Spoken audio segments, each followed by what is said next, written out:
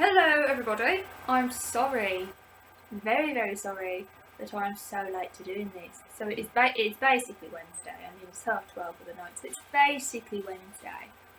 But it was my birthday on Monday. This little place, let me go show you. Right there.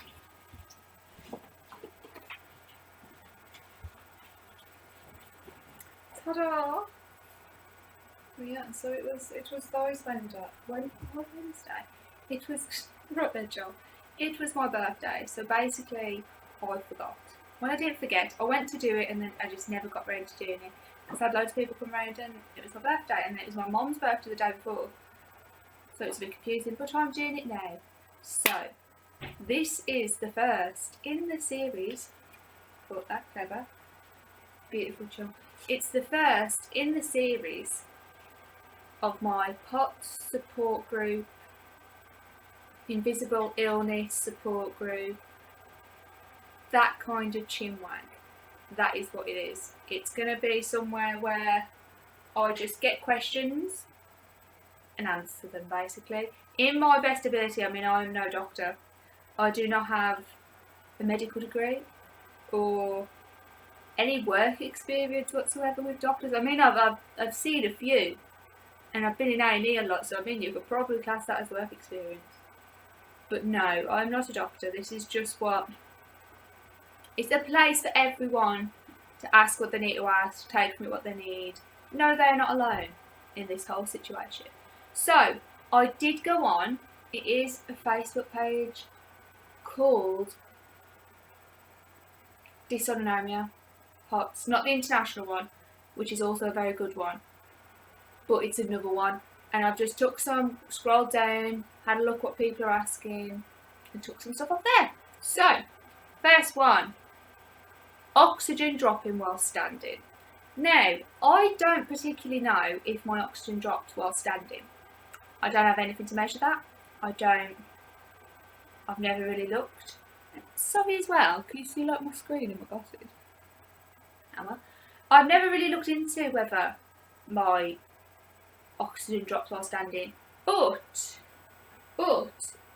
it would make sense for that to happen, because when you stand up as a POTS person, as a good old POTSy, your blood goes straight to your legs, so theoretically the blood carrying the oxygen is going to have a harder time coming back up. Does that make sense? So maybe that what happens is, what happens is when we stand up, the blood that is carrying the oxygen goes elsewhere than where it needs to go, causing us to have lack of oxygen. Also, maybe this is what causes us to get breathless. I was doing a lot of thinking about this when the situation first arose. So maybe that's what happened. So I'm thinking, what could help this? One, I'm thinking not panicking, because that is the worst thing. And that is later on actually that someone was struggling because they were standing up and they were feeling like their heart was palpitating really quick. And the chances are it is. But at the same time, what I've learned over the year or so of really having it, like someone saying, oh, this is what could be. Don't panic, because I was going through a phase where every time I moved, I'd blood pressure monitor. And then I'd have to sit for a minute. And then I'd carry on with my day, and then I'd be like, oh, I need it again. Excuse me. And then I'd be like, oh, I need it again. I need to see what it is. I need to see what it is. And it'd be like, oh, constantly all the time. And I think what we get into a habit of doing without knowing it, like subconsciously doing, is that we're constantly thinking, is our heart rate going too high? Are we standing up too quick?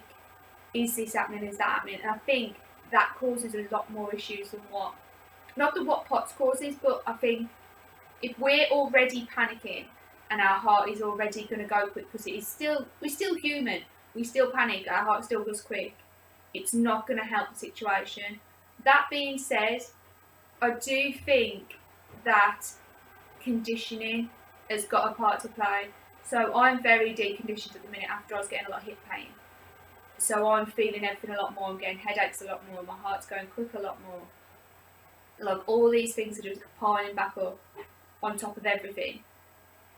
But when I was conditioned and I was working out like every day, I then cut it down. Excuse me. I then cut it down by quite a lot, and I didn't. So I'd do it every day, and then I'd have 1 day break, and then I was like, well, if the aim is to be more normal, whatever normal is, not that anyone wants to be normal, to be like that, I'd have to be only working out 4 days a week. So I was like, well, I'll gradually close it down, take it away, and it worked. And I was honestly, every now and again, I'd feel like a little flutter, and that's it. So I'm wondering whether that could be an option. I mean, I know it sounds stupid, but exercise just little minimal amounts. So when I first started, it was literally, I'll walk to the shops. That is literally on here too. I literally walk to the shops, and I think it's getting the mindset that you can do it. Like, this is, you can. I mean, it's never going to be beaten, never, because this is not a fight against something else. It is more a fight against yourself, if that makes more sense. So I think we all get labelled with this POTS. And I know from my experience that when I went to the hospital, they were like, right, you've got POTS. Oh, you're fine doing what you're doing. Carry on with your life. And it was like, hang on a minute, you told me I've got a condition that ultimately is affected by gravity, that my heart's going too quick. Every time I tell people about it, person or doctor thinks it's a full-on heart condition when theoretically it's not. And you're telling me, oh God, you're doing fine, great. And it's like, I think more than anything, just to have someone to say, you're doing great, but maybe you need to take it easy. And it took me so long to get to the point where I actually am starting to see now when I need to take it easy on a day, or when I need to just think, right, Jade, you're doing too much, chill out a bit, you'll be fine, just chill. Because I was just like, no, I'm not letting it beat me, I'm not letting it beat me. And what I was doing was just digging myself a bigger hole that I'd have to climb back out of, and it was just virtually impossible. But then what doesn't help is when you go and see people and they're just like, oh, you're better. And they're like, oh, you're better, just because you put makeup on and you've, I don't know, brushed your hair and actually had a wash. And it's like, no, I'm not better, I'm just doing really well. And that's what you've got to count. That's what you've got to do. You've got to count your better days. You've got to count what your good things are. And I know I've gone really off topic, but I do think that and I'm not saying this in some sort of hippie way and people are, oh, there's one of those. Literally, I think once you get diagnosed with it and you're at the point where you can't move, and the sofa is your best friend, or your bed is your best friend, you're just like, what's the point? And you don't have the energy to have a wash, you don't have the energy to brush your teeth or have a shower. I mean, I went through a period where I was literally I was like wet wipes. That was like as much as I could do. Like, I was generally exhausted, and it was like rubbing a brush around my mouth and it wasn't doing anything. And it's like, you've got to get back to a point where you want to get better. And I know that sounds stupid because we all want to get better. We don't all want to be this way. We all had plans before it all happened of what we wanted to do. But when I don't know if it was just me, but when you got that ill, it was like, God, is this just where it's going to be? And then you go through self-pity and then you're like, well, it's just accepting it. This is where I'm going to be. But we don't have to accept it. Like, POTS is not the be-all or end-all. You can be great. You can be an amazing human being. It is just an added sprinkle. We're like an ice cream, for me, dairy-free. An ice cream and wheat-free. And vegan, but that's different. An ice cream, nonetheless. And it's got all prettiness. All prettiness. Maybe a bit of vanilla, just to add in there. But POTS is our sprinkle. That is what it is. It is not the flavour or the cone. No. It is sprinkles. I won't even give it the satisfaction of being the sauce. I'm just saying. It is the sprinkles. It is all them little specks of little things. See the pink one maybe as palpitations, the blue one as pooling, I don't know, the green one as headaches, the orange one, I don't know. The list could go on really, couldn't it? That is what we are, and what we've got to do is add in the flake. Everyone's favourite part. The flake is the recovery. Because an ice cream, you could take or leave without a flake, really, couldn't you? Many of us have done it. Ordered the wrong thing, got an ice cream without a flake, and we're like, well, what's the point in that? But the flake is the hope. The flake is the adventure, and that is what we all need. We all need to pay that little bit extra, give that little bit more time, that little bit more exercise to get this hope, to get this goodness back in our life. Because for all too long, we've just been a vanilla ice cream. And then we had vanilla ice cream with sprinkles, and it was just weighing down the ice cream. It was slowly melting. Now we've got the flake. We're stepping up the game, adding in the bit of extra, because that is what we deserve, guys. We deserve to have that little flake. Just to put it in there, because life is not ending at pots, and it is all too common to see people who are just not moving, just like sitting around all day and accepting their fate. When that isn't their fate, it is being created.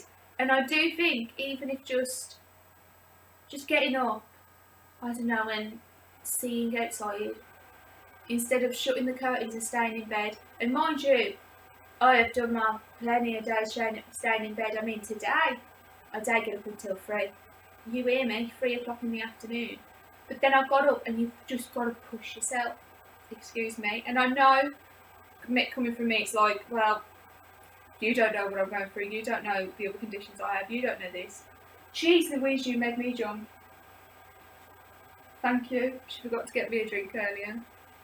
But I do think that we've got to look at life differently, and we've just got to add in that tiny bit extra to get that tiny bit extra out, if that makes sense. Back to the questions. Heart rate while standing. I did see someone mention, not standing, let me think, what's the word? Hang on. Lying. Not lying as in, lying. I will have that, thank you. But lying as in lying down. The only way I could say maybe that this is happening, I don't know. I think, well, if you've been upstanding in your bathroom, brushing your teeth, and then you've been standing having a shower or standing having a wash, maybe your heartbeat is going too quick when you lie down after a while because it's slowing down a bit. Does that make sense?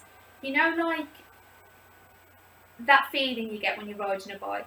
If any of you have not ridden a bike, it's almost like when you press the brakes, you have that moment of where you're about to press them and you know you're going to press them, and then you finally press them. It's like a, look, put it sideways so you can see. It's like a, maybe that's what it is. So the heart rate that's being felt just after lying down, or a bit after lying down, is this bit.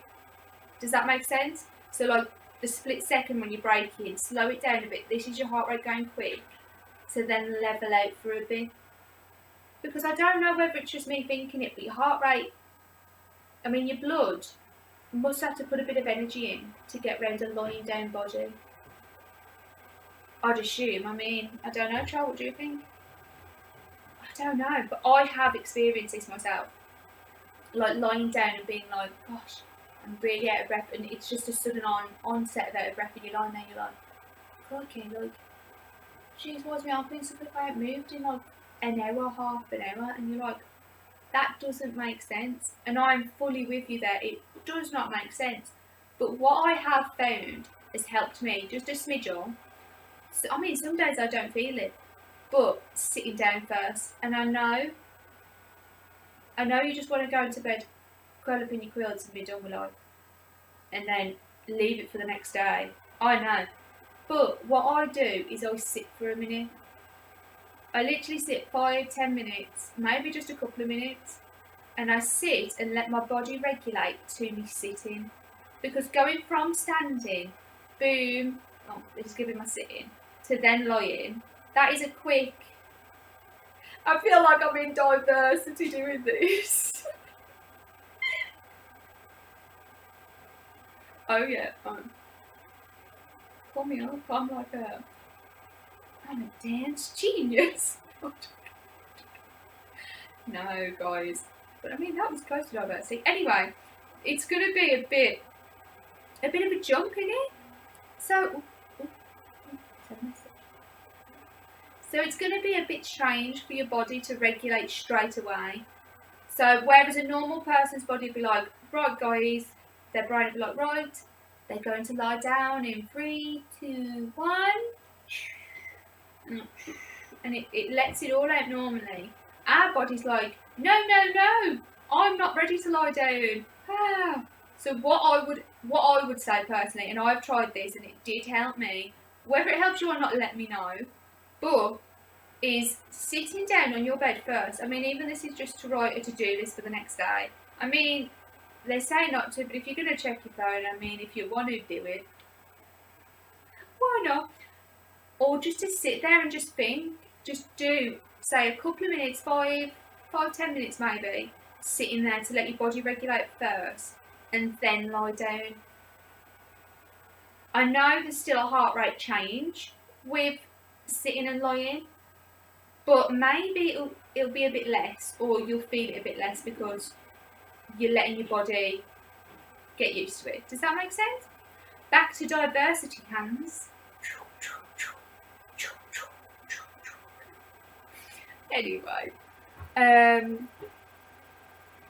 heart rate while standing, panic attacks. I had panic attacks many years before I got POTS, like for a really long time. And I've got to say that your heart rate going quick and a panic attack do feel really darn similar. And I'm in no way saying that your heart rate is a panic attack, because trust me, I've had many doctors say that to me, and you're like, mate, I'm not anxious right now, but you're making me anxious, right? But I do think, like what I was saying earlier, because I personally, right, and this is genuine, I can't get too happy or too excited, too scared, too nervous. I generally can't. It causes me so much health shenanigans. So like if I'm watching something, like I watched it the other day, both of them, terrified, scared of clowns, this one, watched it, I know. And honestly, if I get too scared or I jump, I am in that state for a good space of time. So like if someone makes me jump, I can be still feeling it 20 minutes later, and I can literally still be shaking, and it's like your insides are shaking. Have you ever had that? Where it feels like the insides of you are vibrating, completely vibrating, but the outside of you is still. Like, I don't know how to explain it, but that's how it feels, that the inside of you is like going a crazy one, and the outside of you is like, yeah, no, I'm cool, and it's like baffling. And then like if I get too happy, like, I can't control when I cry. So like sometimes I'll be really happy, but then an hour later, I'll be crying and I'll be like, I don't know why I feel so happy. And it's like my emotions are all over the place. And if I'm upset or happy too much, I generally get chest pain. I generally get palpitations, lightheaded, I can't focus, eye ache, headache. Honestly, and all of the above. I went to watch, what did I go and watch? Suicide Squad. 10 minutes in, I mean, I've been waiting for it for a while, and I was like, honey, this is going to be good. I go in, I'm sitting there, I'm palpitations all the way through the film, because I'm enjoying it that much. And as much as it's like, that shouldn't happen, Jade, get yourself together, love. It's like, sometimes I feel like we're going to get palpitations. But I do think that we do also need to watch to whether we're panicking, because that is the last thing. You want to go to the doctor and they're like, no, this is genuinely a panic attack. Like, they know it's a panic attack, but you know it's POTS. And that is the worst situation to be in. But going to them doctors and being at appointments that you've probably similarly had, I know that they're so stressful. And you know that you're ill, and you know that there's something up with you. But obviously it's so rare, no one clicks onto it. But at the same time, I had panic attacks beforehand. So I knew what a panic attack felt like. So I do want to say, if you are feeling nervous, scared, upset, be careful that your body doesn't read it different. This is how I wanted to word it. So I think our brains interpret signals a lot differently to other people's brains. So you think if your heart's going too quick, you're excited. I've cried while being like, oh my god, I can't believe it's happening, and bawled as if I'm really upset, and my body's reacted as if I am. So your brain is reading your heart rate and going, right guys, she's upset, flood works. So if you're standing up and you're like, oh god, please don't tell me my heart's going too quick. Please don't tell me I'm panicking.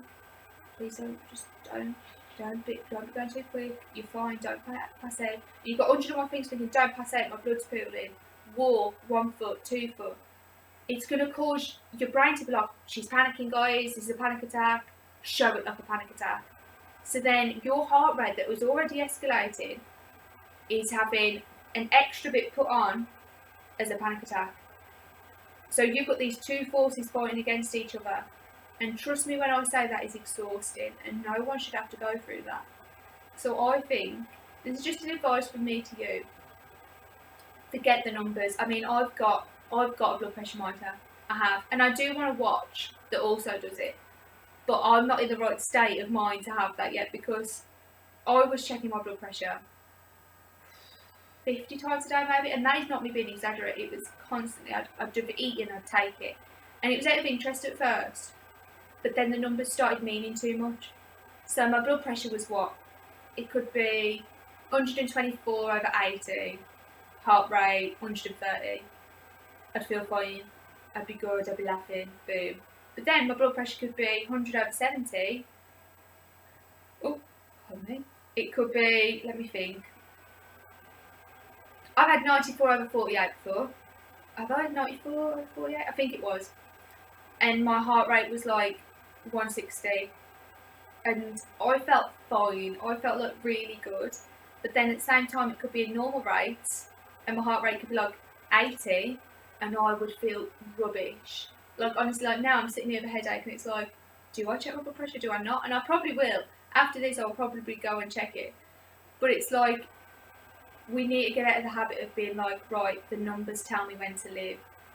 Because they don't. Like, our blood pressure and stuff, yes, it is a very good signal to when we're not well. And our heart rate is a very good signal to when we're not well. But we are running quicker, so us standing and walking is like someone running a marathon. We can't compare ourselves. So I can't compare myself to my mum standing and what her heart rate's doing and what her blood pressure's doing. Because, oh, should I take it? Because she's living. Yeah, I know, I don't know where that's gone. She's not living with POTS. It is not, her body is not overworking itself. Look, I'll take it right now for you. So I've got a headache right now, and I feel really sick. I mean, I haven't been really hungry the last couple of days, but I did get really ill. I mean, really ill. I had a cold. I'm being able to exaggerate. I'm a bit of a drama queen. So let's take this. I'm not going to talk.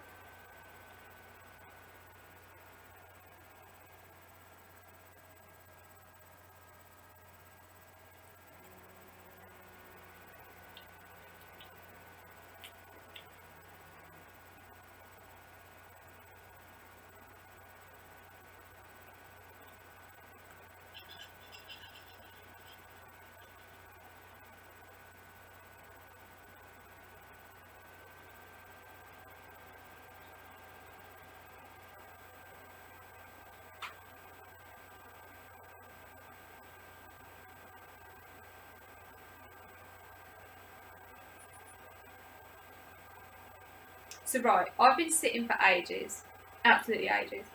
So right now, my blood pressure is 109 over 58 and then 74.